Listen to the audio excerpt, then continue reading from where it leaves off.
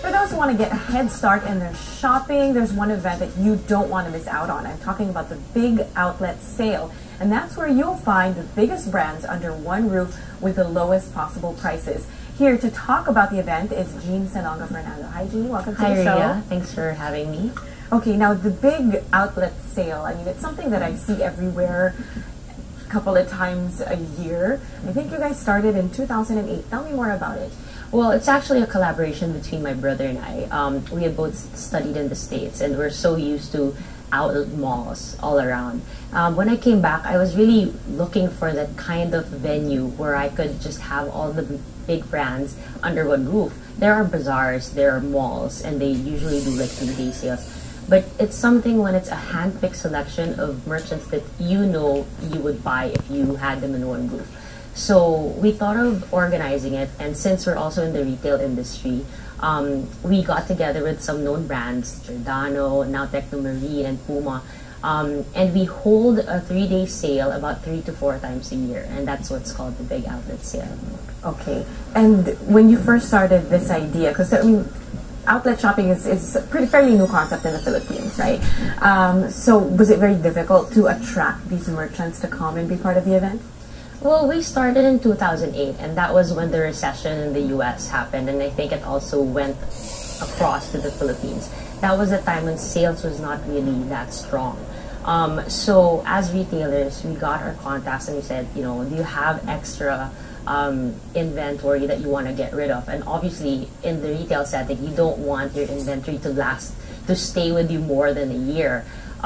So in the beginning, yes, it was quite difficult because it was brand new. But I think because my brother and I, Jericho, we're both very aggressive people, and I think we really stick by our word. That's why we were able to also get a sponsorship with BPI on the events. Okay, and have you found that attendance keeps growing each year as people become more and more familiar with the event?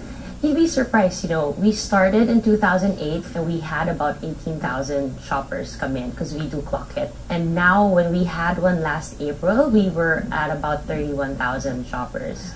And we do it in different venues because the brands keep changing, the sales are different. But what's funny is the people who go in the beginning are also the people who will come back on the next part because they want to see what the brands have to offer in the next sale. Okay. Now you mentioned the partnership with BPI. How will that facilitate things for shoppers at the event? So for the sale, if you are a BPI card holder, even if it's ATM, you can get in for free. Just show your card with a valid ID. And then now for the October event, if you spend 1,000 pesos with your BPI card, you get a raffle ticket, and we have a lot of prizes from our merchants that we raffle off every hour. So it's good because I think mid-October is the perfect time to start your Christmas shopping if you're one of those early shoppers, not like me. I'm super panic shopper. Me too. But it's fun because you get to see, and you go to, you don't really have to go around the big place like a mall to go to specific brands that you want to see. All the good brands are already in one roof. Okay, and how current or how old are the styles that are on sale? It depends. So I think when you say a brand will give up to 70 off, there will be some items at 70, but then we also encourage the merchants, you know, it would be great if you have some very current season items, like give them 20% off, just so you can have current items as well as the ones that are kind of less season. Okay, so being that this is an event that is held just 3 times a year, obviously it's not the only thing you do. No. You're kind of like Jane of all trades, and you wear many hats. So primarily you're involved in the hotel industry, right? Yeah, so I work with Fursal Hotel Group, and we manage and operate about 10 hotels in Metro Manila as well as in the provinces. Okay, so that's what you do, and that's actually your educational background, right? Yes. Okay, but aside from that, you're also in the restaurant business. Yeah, well, that's more of a partnership. I have a couple of partners, and we opened a Spanish restaurant called Basque at the Fort. Our chef, who is Spanish, has worked at some of the best restaurants in the world. The #1 restaurant right now from the Pellegrino list, El Celar de Can Roca, the famed El Bulli. So what's nice about Basque is it's an approachable way to enjoy modern cuisine because we have tapas and pinchos. But if you want more of that one-of-a-kind degustation experience. We also offer that in a limited setting in another venue. Okay, that's 14 courses, right? It's actually 12 with like an amuse-bouche and a petit four. And I had it last night. I was able to finish it in less than 2.5 hours. So it's not something where you're tapping out by the 10th course. It's a progression of flavors. It's definitely something that I think Manila hasn't tried before. And it's something that if you're really passionate about food, technique, and a fun experience, then definitely it's something I encourage people to try. Where do you see the restaurant scene heading in the Philippines? Because we're looking at huge diversity now in the restaurant scene that we didn't have 7 years ago. You know, it's funny. I had a friend who came in last weekend. I had him try Basque, and then he goes, you know, there's so many places opening up. It's exciting. You know, it's good for us as a challenge to be in competition with a lot of good companies.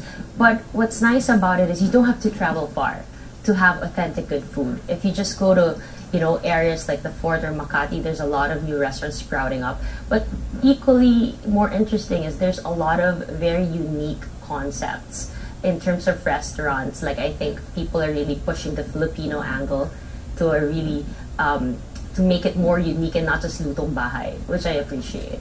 So in terms of dining, we're really lucky now because the quality and the choices of restaurants that we have now, I feel they're just getting better. And I think it's just a matter of time until Michelin and Pellegrino will have a Filipino restaurant on the list. Hopefully it's fast.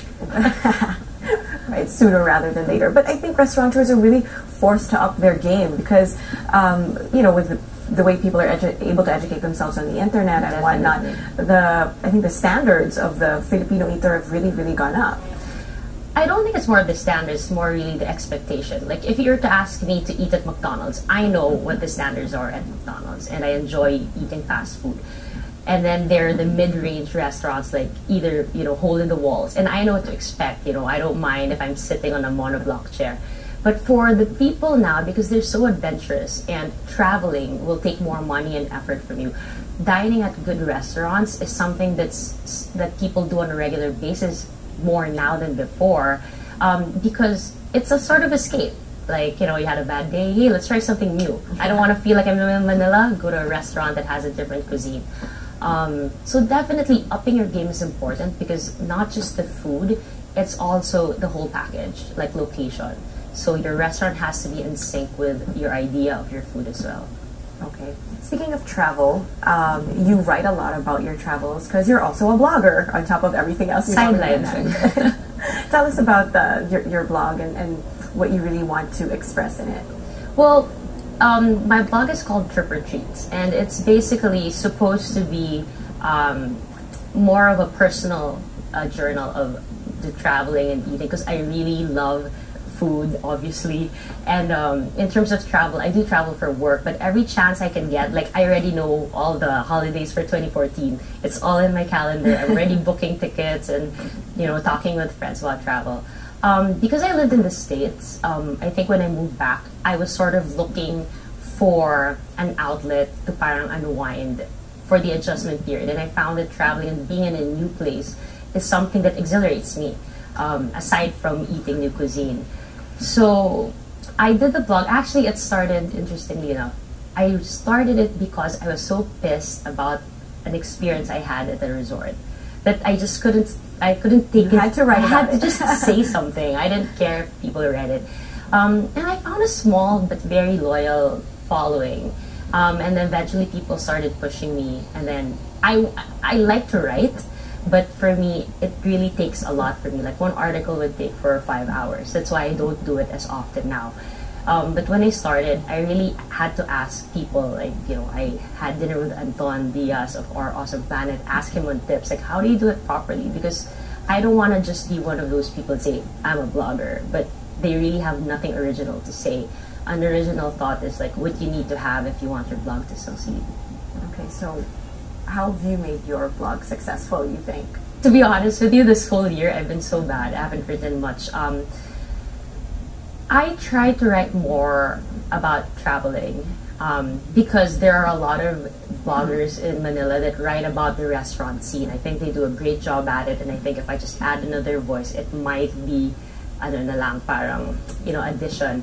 But for me, I always put a personal aspect. So like, if it's something, if it's a product, or if it's a place, I will always tie it into like maybe a past experience I had, or what I personally like about it.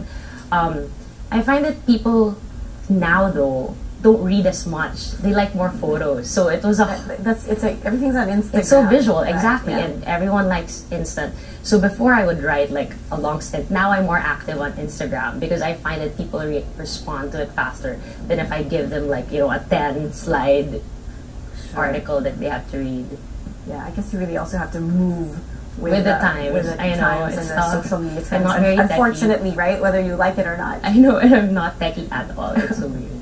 Okay, what advice do you have for women out there who are in the business world who need to wear lots of different hats, like you? And I find, I think we're no longer living in a time where you're a doctor and that's all you are, yeah. and you're an architect and that's all you are. People like you are so many different things. What advice can you give to be successful living that kind of life and having that kind of livelihood? Well, I find that moving back to Manila really made it possible to multitask and to juggle, because we do have the luxury of having help, having drivers, and people do things for us. I find that, because I'm still young, I just turned 30, so when I started all these things, everyone's saying, ano ba yan? Why don't you focus on one thing?